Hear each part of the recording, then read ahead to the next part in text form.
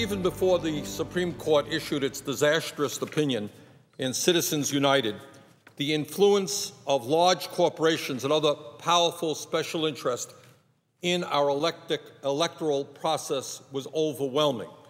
There is a reason why the middle class is disappearing, why poverty is increasing, and while the people on top are making out like bandits. And one of the reasons is the enormous influence that big money interests have over the political process, and the way they are able to use that influence is through campaign contributions and through lobbying efforts. They are all over the place, whether it is Wall Street, the oil companies, the coal companies, the insurance companies, the drug companies, the military-industrial complex. All of these very powerful and wealthy special interests contribute huge amounts of money into the political process, making it harder and harder for the needs and significant needs of working families to be heard outside of the din and the power of big money. So in other words, before the Supreme Court decision on Citizens United, we already had a very, very bad situation. It was a situation in which it required enormous sums of money on the part of a candidate to run for office, a situation in which it became increasingly common for millionaires and billionaires to be the only candidates able to finance a federal campaign without heavy reliance on contributions from corporate interests. It is no secret that both political parties look very favorably on so-called self-funded candidates. They don't have to raise any money for those candidates because they are multimillionaires and they are billionaires. They can write their own checks which are often very, very large in order to run for the House of Representatives or especially the United States Senate.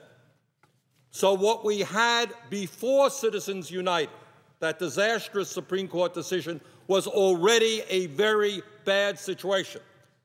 But that decision made an horrendous situation even worse.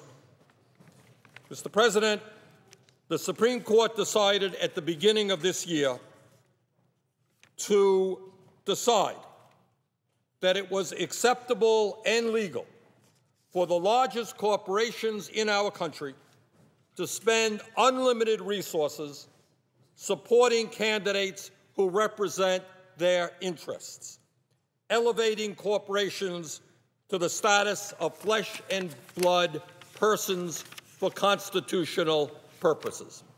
So let me make a very bold and radical statement right now. I know many, many corporations. I know who they are. And let me tell you, a corporation is not a person. A corporation is not a person.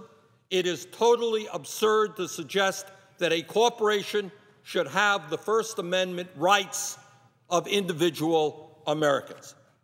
What the Supreme Court decision has done is to turn our media during campaigns into even more of a circus and undermine state election laws across the country that provide some small buffer between wealth and power.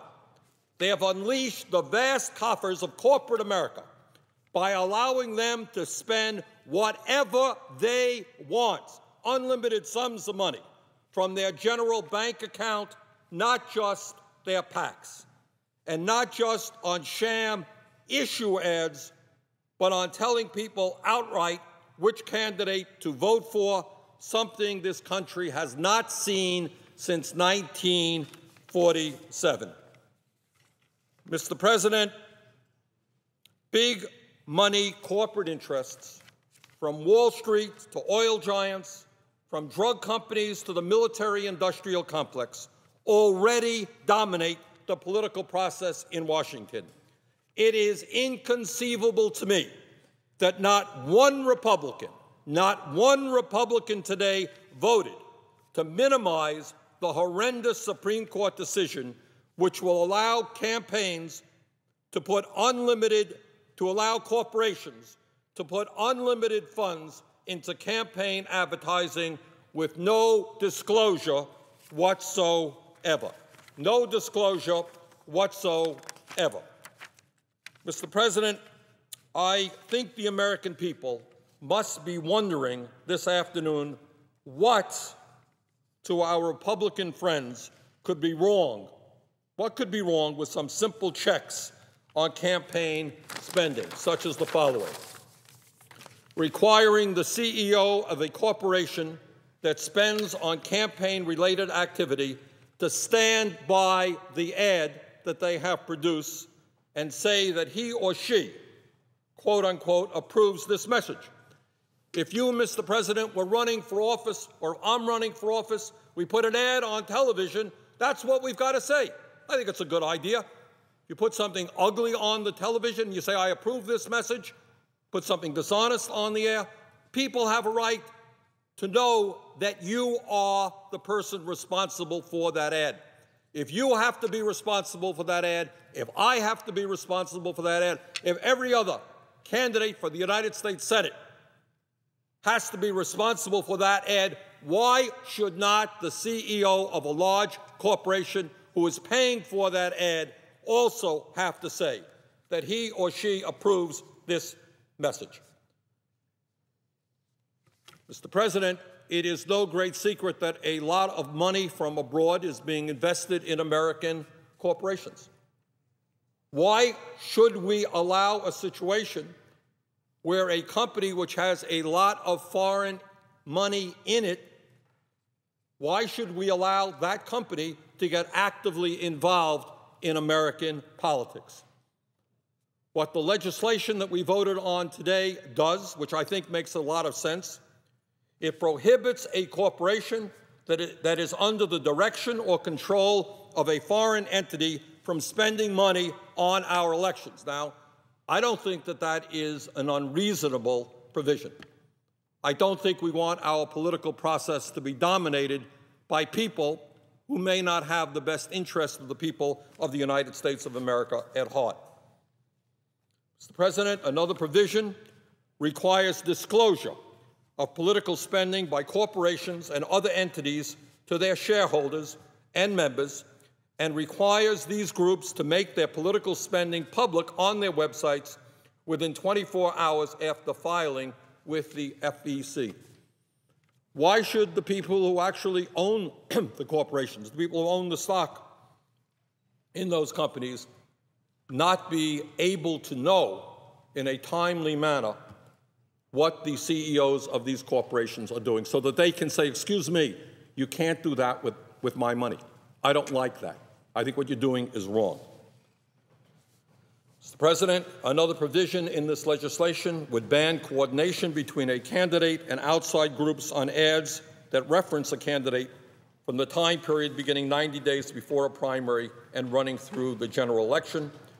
Another provision would avoid the appearance of corruption and possible misuse of taxpayer funds by banning government contractors with a contract worth more than $10 million from spending money on elections. Mr. President, I think these are simple, straightforward provisions. I think that they are right, and I have a very hard time understanding how we could not get one Republican vote in support of these provisions. And my hope is that the Democratic leadership will not give up on this issue. I think the American people, before Citizens United, were frustrated and disgusted with the role that big money plays in the political process, disgusted with the power that big money interests have on influencing legislation, and I think that they are now even more disgusted as a result of the Citizens United decision. We have brought forth legislation which I think is straightforward, I think it's sensible, I think it needs to be passed, and I hope we will continue that effort to get it passed.